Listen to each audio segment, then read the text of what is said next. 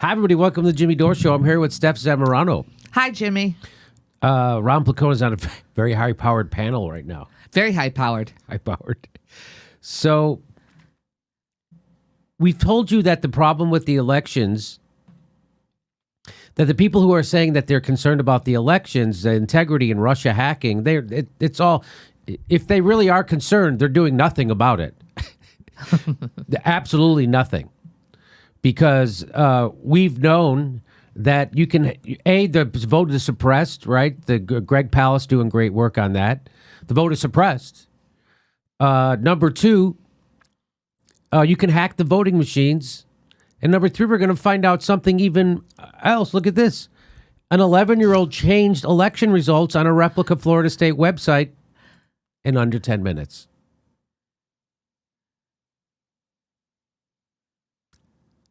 An 11-year-old. And so it was at this thing called the DEFCON. They have this DEFCON conference in Las Vegas. And it's a bunch of these computer people or tech nerds. I say that in the best way possible. These tech nerds, and they get together and they have a thing where they try to hack into people's websites or whatever. They try to find vulnerabilities as a service. So what they'll do is they'll set up the exact replica of a website, say like for the Florida State Secretary of State. They set up using the exact, and then they go, hey, try to hack into it. And then when they find the vulnerabilities, they tell the people that here's your vulnerabilities. You should try to fix these. And then, well, here's the guy from DEFCON, and here's what he had to say about it. But the first kid got in. It was an 11-year-old girl. She got in and took over the kind of mock Florida website in under 10 minutes and was able to change election results and change the winners and losers and all that stuff. By the end of the weekend, the kids were, changing people's names to like Bob the Builder and all that kind of stuff, coming up with some pretty creative things to do to mess with the election results. You're saying children were able to do this? Her voice went up so high only dogs can hear it at the end. You're saying children can do it? I can't even go up that high. You want to hear that? Yeah. You're saying children were able to do this? Children were able to do I can't even get my voice up that high. I can't even do it. But that's very fun. That's very funny. And now watch out. Watch what he says. This response, even more mind-blowing. Here we go. Yeah, so unfortunately, it's so easy to do that we didn't put this particular challenge in the main room where the adult hackers are hacking into voting machines, because it's so easy to hack into these websites that they wouldn't find it interesting or fun or challenging. So we decided to give it to kids to do. And so we had about 50 kids doing it, and almost all of them were able to get in and change election results or something else on the page. So it's so easy to do this that they give it to kids to do, and an 11-year-old got in 10 minutes. Anyway, so this is from PBS NewsHour. Thousands of adult hackers attended the convention annually, while a group of children attempted to hack 13 imitation websites linked to voting in presidential battleground states. Nick Cosell, the co-founder of the nonprofit Roots Asylum, which that's a really clever way to write Roots Asylum, isn't it? Look how they write Roots. Anyway, which teaches children how to become hackers and helped organize the event. That sounds like it almost sounds like we teach children how to become criminals. Yes, organized. That sounds like a great summer camp. Actually, it does. Right? Like if you're into all that kind of media, like that would be totally great. That would be. How young do I have to be to go to this? You get to go to Vegas as a kid. By the way, Vegas. You know how kids love Vegas. Oh, the whoring, the boozing, the gambling, the titty shows. It's a children's paradise. It's a children's paradise.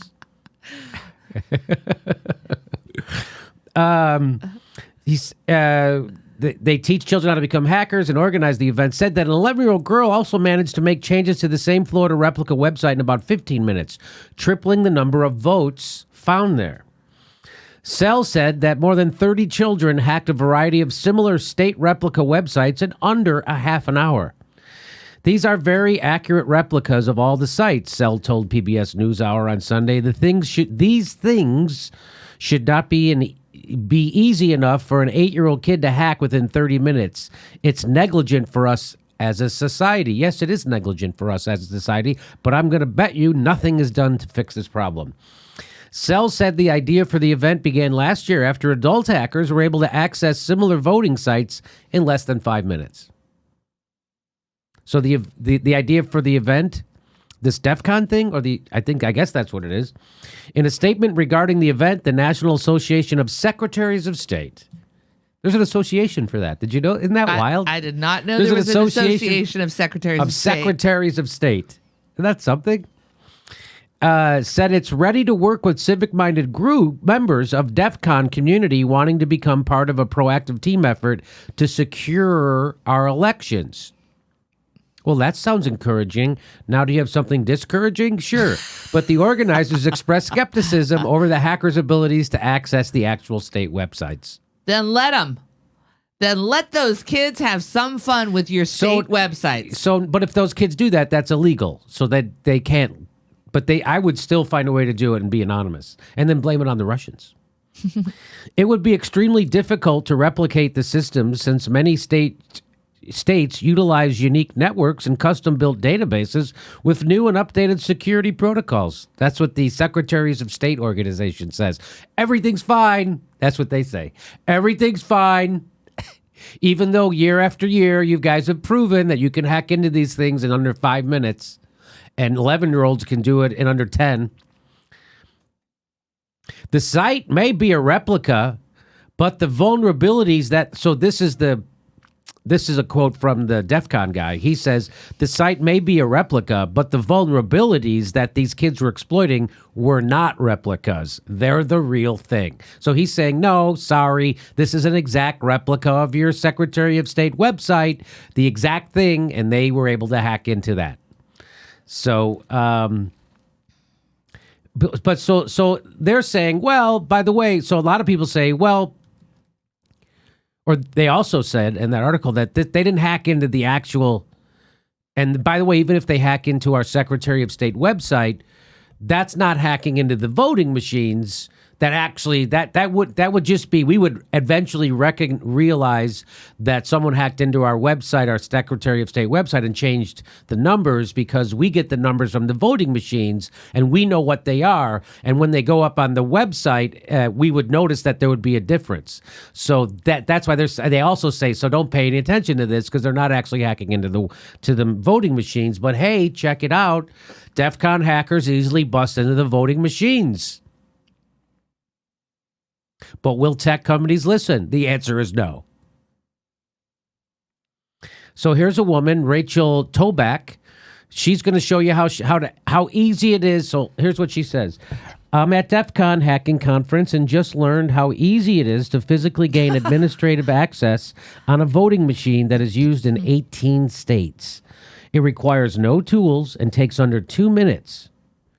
So she's going to show you right now. I'm going to show you the video of her. She's going to show you how you can hack into one of these voting machines that are used in 18 states, and you can get administration as an administrator, so you can do whatever you want in under two minutes. So here she goes. She's going to do it for you right there. I'm very concerned for our upcoming election because this voting machine is used in 18 different states, and it's extremely easy to get admin access on this machine. So let me show you how quick it is. About a little under 2 minutes. All they have to do, this bad actor, would be to open up this machine by pressing this button right here. When it's off, removing the card reader, removing this, you don't need any tools to do this. Unplugging this, again, you don't need any tools to do this. Turning it on, all you have to do is pick this lock here with a ballpoint pen. Open this up, press the red button, and we're gonna let it boot up here, and then I'll show you the admin access.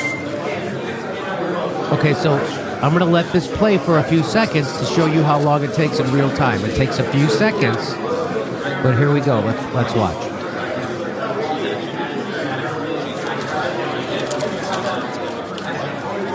So it's loading what they call a secure voting terminal right now. A secure voting terminal is being loaded. That's ironic.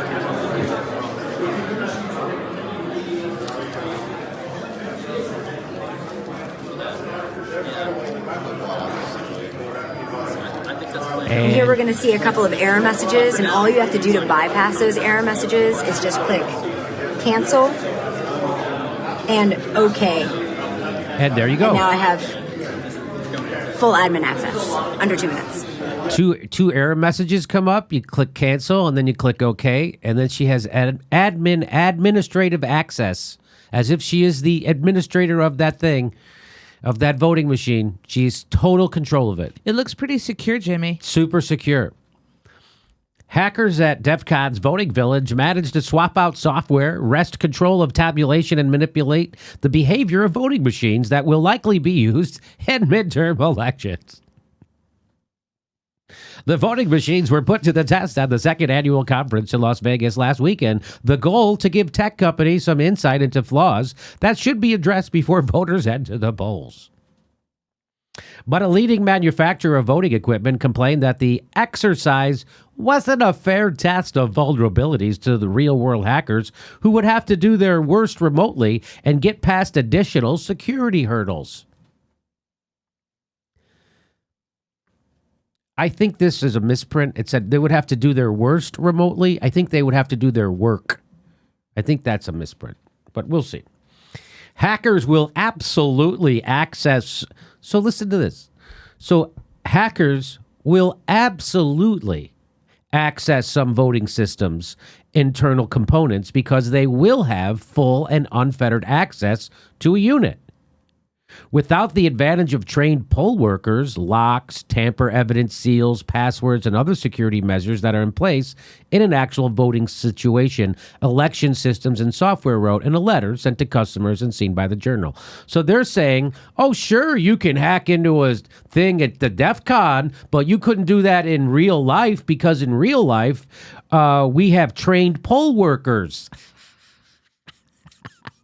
You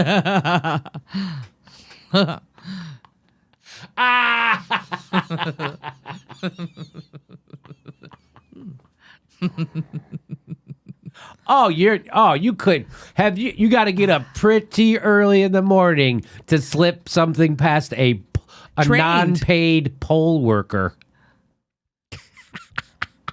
How could you pot those people? You know, they come right from the FBI to poll working. I mean, you can't get past them. Again, so they show them how it's easy it is to hack, and the people who make this software and the systems go, don't pay attention to it. You guys don't want to fix this? No, we're not gonna.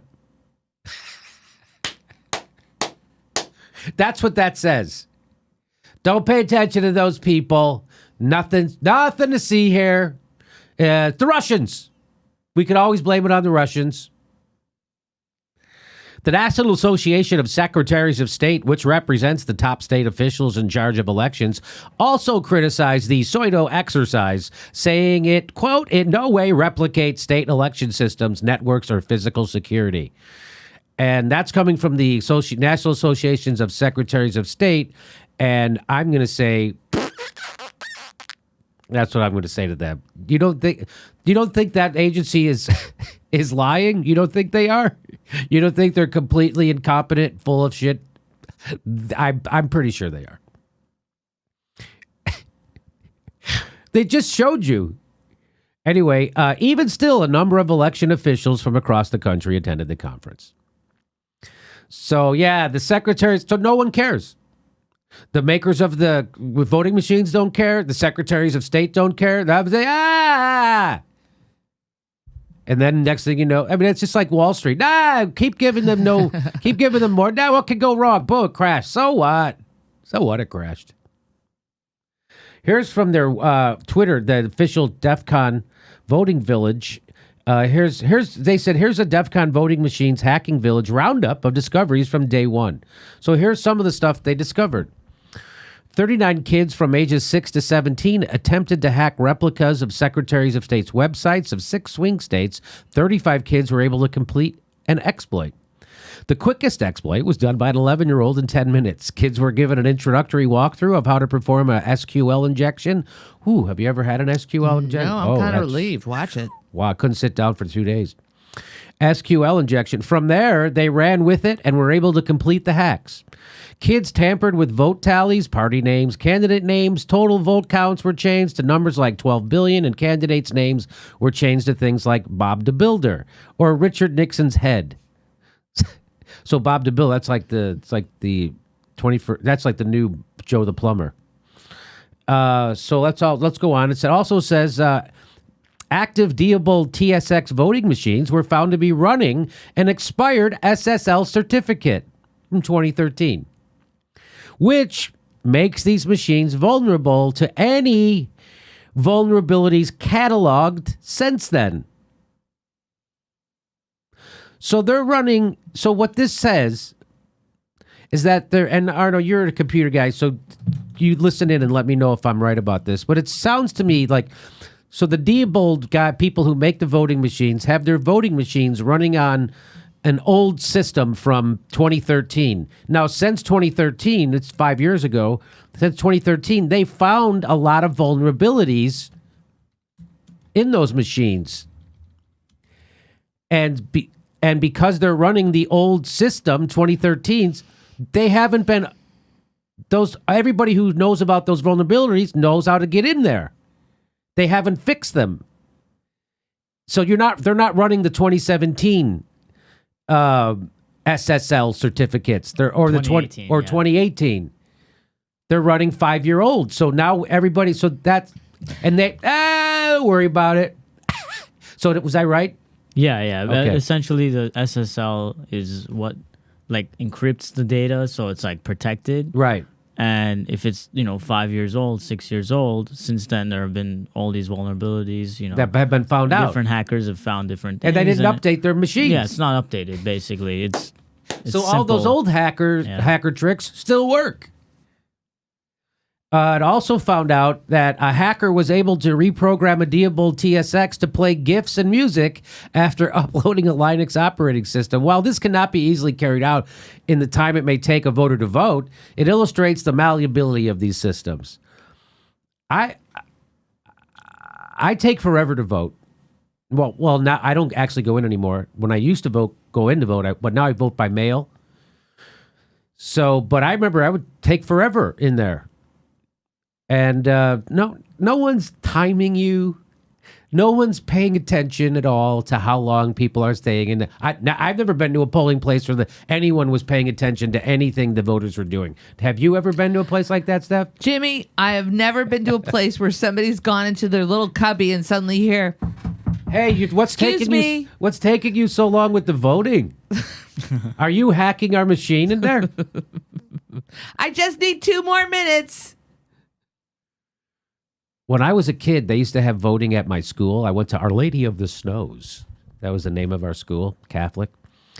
And they would have the voting. That was like a polling place. So and the voting machines were gigantic. And they had a curtain that you pulled. You walked in, it was like a big thing. I don't know what was on the inside because I was too young. I was too young. I never voted there. But anyway, let's see some other stuff they found. Poll book machines, Express Poll 5000, were found to be vulnerable to having their easily accessible memory cards removed from the top of the machines and replaced with market-purchased copy preloaded with alternative voting poll information.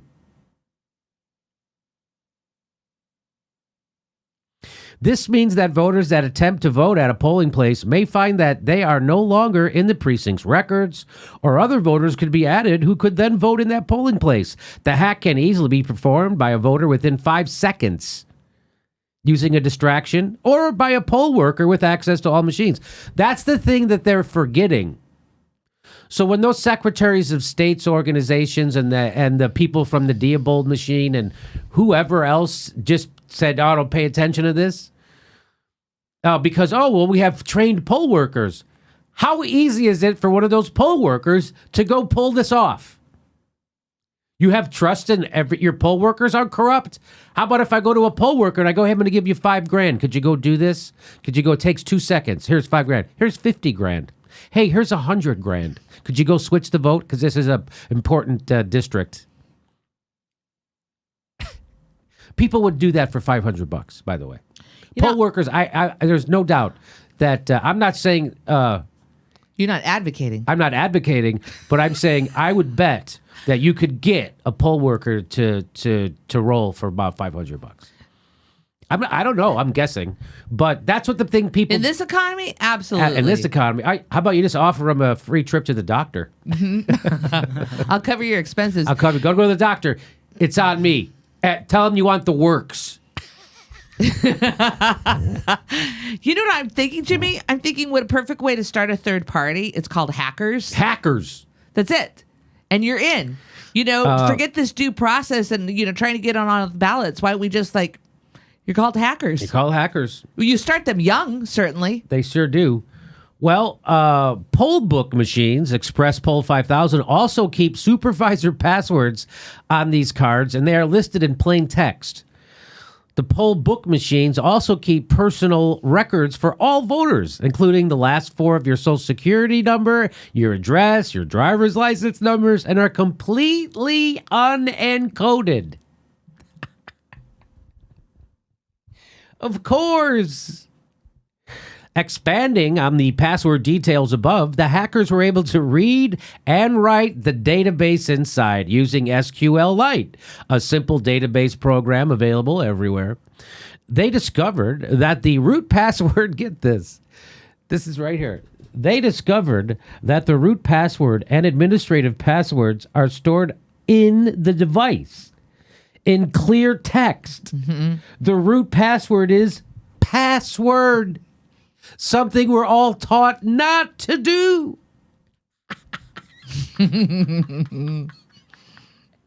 This is hilarious. While exploiting this vulnerability would require physical access to the poll books to make use of the info, it's entirely possible to do. The real security failure is that the passwords are stored in clear text in the machines.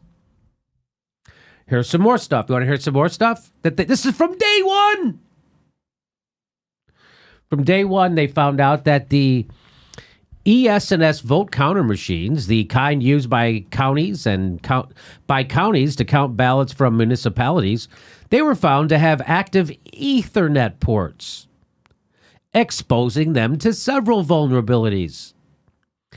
ES&S M650, the hacker had never seen that machine before, the ES&S M650, and the hacker had never seen that machine before today. He discovered that if you remove the back panel, that there's a port there that he could completely control the machine from. Oh, my God. He was able to get a serial console access to the machine. The machine is running a version of QNX operating system. That is a multi-user operating system, but was not configured for only one user, the root user, and that there was no password. The machine has a very accessible zip drive on the front of the machine. In order to update the software, you insert a zip disk that has the new copies of the software. You can create corrupted versions of the software and create corrupted versions of the software, add to a zip disk, and insert it, which will override the software on the machine. There is no check that the software is genuine. The software should have digital signature, which it would check before doing any update. The machine does not have this. Come on! But you guys are worried about Russia, right? Okay. All right. The danger here is that you can create a corrupted version of the software which will not only corrupt the machine, but when you insert a good zip disk, the machine can infect that zip disk too, which, if inserted into other machines, will cause a viral spread of the infected software. This vulnerability was discovered years ago. And there it is, still there. But it was not published. Well, it is now. All right, so the people who make the machines don't give a shit about this. The secretaries of state don't give a shit about this. No one gives a shit about this, and no one is doing a fucking thing about it. The Democratic Party isn't screaming about this. Nancy Pelosi isn't screaming about this. Chuck Schumer, Rachel Maddow isn't screaming about this. Chris Hayes, Jake Tapper, Anderson. No one is screaming. New York Times, the Washington Post. Nobody is screaming about this. Nobody. They might mention it. It was mentioned in the Huffington Post. In between, their 23 hour and 50-minute headlines of Trump Putin. That somehow they slipped in that article somewhere. So this is, to me, more proof that the establishment doesn't really give a shit about election integrity, and that, of course, the Russian meme is to distract you from the actual election fraud that happened in 2016, which was in the Democratic primary. Enjoy your government.